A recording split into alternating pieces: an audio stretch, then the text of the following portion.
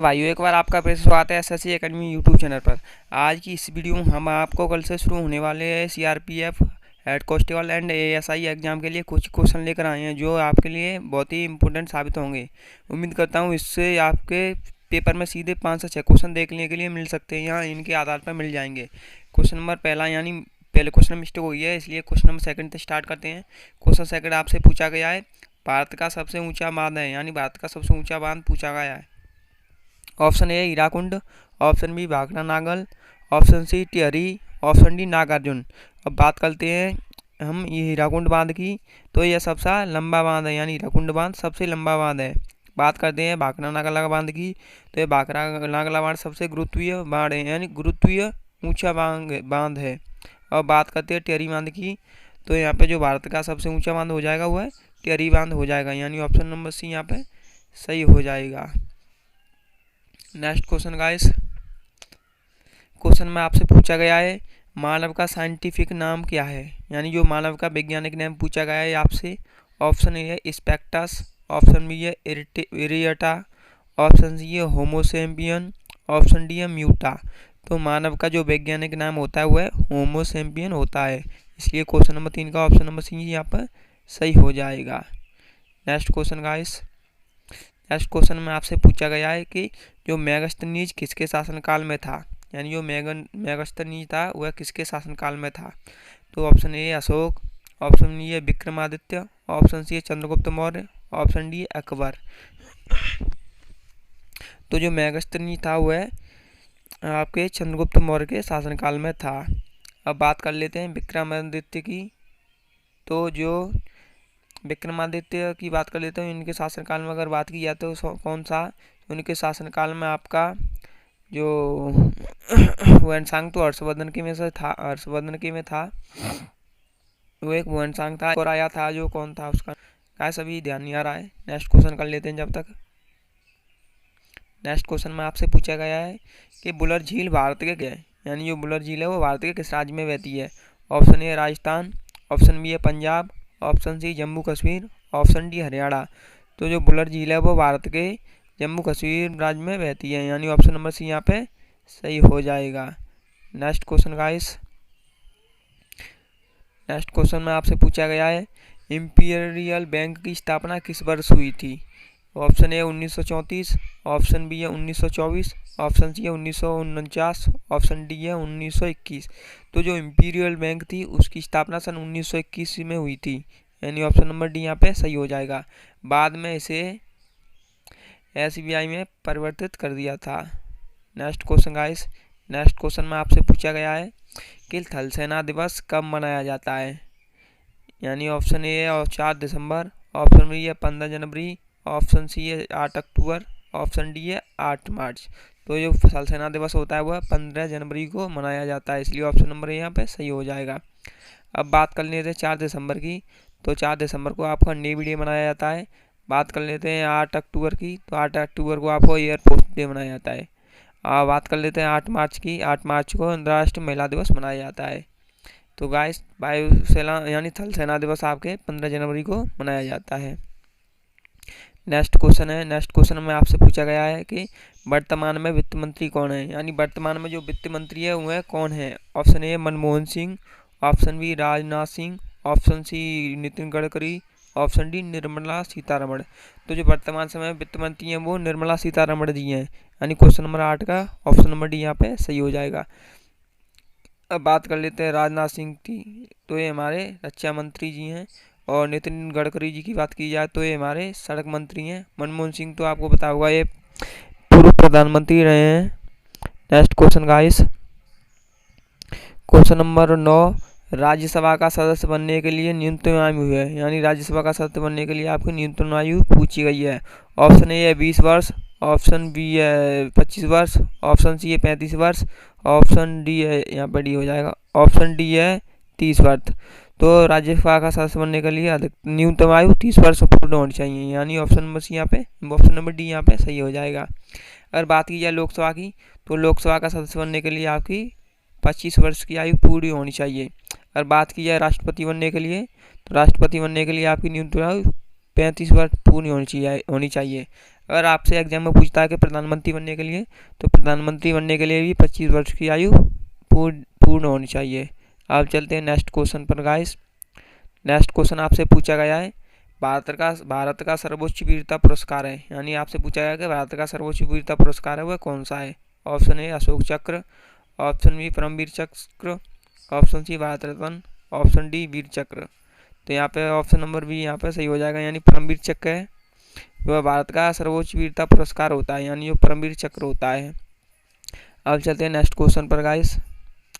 Next question number 11। Question number 11 में आपसे पूछा गया है जय जवान जय किसान का नारा किसने दिया था, यानी जो नारा दिया गया था जय जवान जय किसान का वह पूछा गया कि किसने दिया था। Option A Mahatma Gandhi, option B Bhagat Singh, option C Lal Bahadur Shastri, option D Madan Mohan. तो यह जय जवान जय किसान का नारा आपके लाल बहादुर शास्त्री जी ने दिया था। अगर बात की जाए महात्मा गांधी ने कौन कौन से नारे दिए थे, महात्मा गांधी ने नारे दिए थे करो या मरो का नारा दिया था महात्मा गांधी जी ने, इसलिए यहाँ पे जय जवान जय किसान का नारा लाल बहादुर शास्त्री से संबंधित हो जाएगा। एक और नारा आता है अधिकतर एग्जामों में, जय जवान जय किसान जय विज्ञान का नारा किसने दिया था, यानी ये भी आपसे एग्जाम में पूछ लेता है। तो ये आपके अटल बिहारी वाजपेयी जी ने दिया था। अब चलते हैं नेक्स्ट क्वेश्चन पर।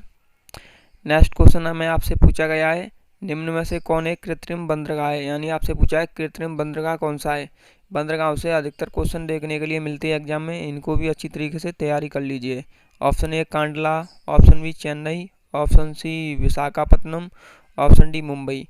तो अगर कृत्रिम बंदरगाह की बात की जाए तो जो मुंबई है वो कृत्रिम बंदरगाह है, यानी ऑप्शन नंबर डी यहाँ पे सही हो जाएगा। Next question guys. Next question में आपसे पूछा गया है महात्मा गांधी ने भारत छोड़ो आंदोलन कब शुरू किया था। Option A 1922, option B 1942, option C 1928, option D 1912। तो महात्मा गांधी ने भारत छोड़ो आंदोलन का शुरुआत 1942 में की थी। अगर बात की जाए 1928 की, तो 1928 में शायद आपका जो साइमन कमीशन, शायद साइमन कमीशन आया था, इसलिए महात्मा गांधी ने भारत छोड़ो आंदोलन सन 1942 में शुरू किया था। Next question guys. Question number 14 में आपसे पूछा गया है वंदे मातरम गीत के लेखक कौन है। तो option A Rabindranath Tagore, option B है पवन, ऑप्शन सी है बंकिम चंद्र चटर्जी, ऑप्शन डी है कालिदास। गाइस ध्यान रखना कालिदास की पुस्तकें अधिकतर एग्जामों में पूछी जाती है, इसलिए कालिदास की पुस्तकें जितनी भी कृति हैं उनको याद कर लें। तो जो वंदे मातरम लिखा था वो आपके बंकिम चंद्र चटर्जी ने लिखा था। अगर भी बात की जाए कि वंदे मातरम कितने समय में गाया जाता है, तो ये 1 मिनट 5 सेकंड में गाया जाता है, यानी 65 सेकंड में गाया जाता है, 65 सेकंड में। और अगर बात की जाए कि जनगण मन के लेखक कौन है, तो ये आपके रविंद्रनाथ टैगोर जी हैं, जो कि 52 सेकंड में गाया जाता है। अब चलते हैं नेक्स्ट क्वेश्चन पर गाइस। उम्मीद करता हूँ आपको मेरी वीडियो अच्छी लग रही होगी। अगर अच्छी लग रही हो तो वीडियो लाइक करें, कमेंट करें, शेयर करें और चैनल को सब्सक्राइब करें। और क्वेश्चन नंबर 15 में आपसे पूछा गया है भारतीय संविधान में कितनी अनुसूचियाँ हैं, यानी संविधान में अनुसूचियों की संख्या पूछी गई है। ऑप्शन ए है 10, ऑप्शन बी है 14, ऑप्शन सी है 12, ऑप्शन डी है 22। अगर 22 की बात की जाए तो यानी ये 22 कुल भाग हैं आपके भारतीय संविधान में, जो कि अब शायद बढ़ गए होंगे, 25 रह गए शायद। और भारतीय संविधान में अनुसूचियों की बात की जाए तो कुल 12 अनुसूचियाँ हैं। अब चलते हैं नेक्स्ट क्वेश्चन पर। नेक्स्ट क्वेश्चन में आपसे पूछा गया है कि विटामिन सी का स्रोत है, यानी आपसे विटामिन सी का स्रोत पूछा गया है। अगर आपसे एग्जाम में पूछे विटामिन सी का रासायनिक नाम क्या है, तो उसे एस्कॉर्बिक एसिड कहते हैं, यानी एस्कॉर्बिक अम्ल कहते हैं। ऑप्शन ए है गाजर, ऑप्शन बी है आलू, ऑप्शन सी है अंडा, ऑप्शन डी है संतरा। तो यहाँ पे विटामिन सी का सबसे अच्छा स्रोत संतरा हो जाएगा, यानी ऑप्शन नंबर डी यहाँ पे सही हो जाएगा। अगर गाजर की बात की जाए तो ये विटामिन ए के लिए फ़ायदेमंद है। Next question guys. Next question में आपसे पूछा गया है कि मानव रक्त का सर्वदाता रक्त समूह है, यानी सर्वदाता रक्त समूह आपसे पूछा गया है। ऑप्शन ए है ए बी, ऑप्शन बी है ओ, ऑप्शन सी है ए, ऑप्शन डी है बी। तो जो सर्वदाता रक्त समूह होता है वह ओ होता है। अगर सर्वग्राही की बात की जाए तो ए भी हो जाएगा, यानी सर्वदाता रक्त समूह यहाँ पे ओ हो जाएगा। अब चलते हैं नेक्स्ट क्वेश्चन पर गाइस। उम्मीद करता हूँ इस वीडियो से आपसे सीधे 5 से 6 क्वेश्चन एग्जाम में देखने के लिए मिलेंगे या इससे रिलेटेड मिलेंगे। गाइस मैं ये दावे के साथ कह सकता हूँ। क्वेश्चन नंबर 18 में आपसे पूछा गया है नेशनल कैडेट कोर की स्थापना कब हुई, यानी इसे हम एनसीसी भी कहते हैं। Option A 1939, option B 1940, option C 1942, option D 1940। तो एनसीसी की स्थापना यहाँ पे 1942 में हुई थी, यानी 1942 में हुई थी, यानी ऑप्शन नंबर सी यहाँ पे सही हो जाएगा। Next question guys, next question में आपसे पूछा गया है कि निम्न राज्यों में से सबसे ज़्यादा आलू उत्पादक राज्य है, यानी इन राज्यों में से सबसे ज़्यादा आलू का उत्पादन कौन सा राज्य करता है। Option A Rajasthan, option B Punjab, option C Uttar Pradesh, option D Himachal Pradesh. तो आलू के उत्पादन में यहाँ पे उत्तर प्रदेश हो जाएगा, यानी ऑप्शन नंबर सी यहाँ पे सही हो जाएगा। याद रखना, आलू का उत्पादन सबसे ज़्यादा उत्तर प्रदेश करता है। Next question guys, next question में आपसे पूछा गया है कि कैगा परमाणु संयंत्र किस राज्य में है। ऑप्शन ए है कर्नाटक, ऑप्शन बी है तमिलनाडु, ऑप्शन सी है उत्तर प्रदेश, ऑप्शन डी है राजस्थान। तो यहाँ पे जो कैगा है जो कर्नाटक में है। अगर बात की जाए कूडनकुलम पूछा है, आप पूछता है जुनानकुलम पूछता है तो आपके तमिलनाडु में है। अगर उत्तर प्रदेश में की जाए तो उत्तर प्रदेश में आपके जो है नरौरा है, नरौरा यानी परमाणु संयंत्र जो आपके उत्तर प्रदेश में है। अगर रावतवाटा यानी राजस्थान की बात की जाए तो राजस्थान में आपके रावतवाटा परमाणु संयंत्र है। याद रखना है, बहुत ही इंपॉर्टेंट है। Next question guys, next question ये क्वेश्चन है गाइस 20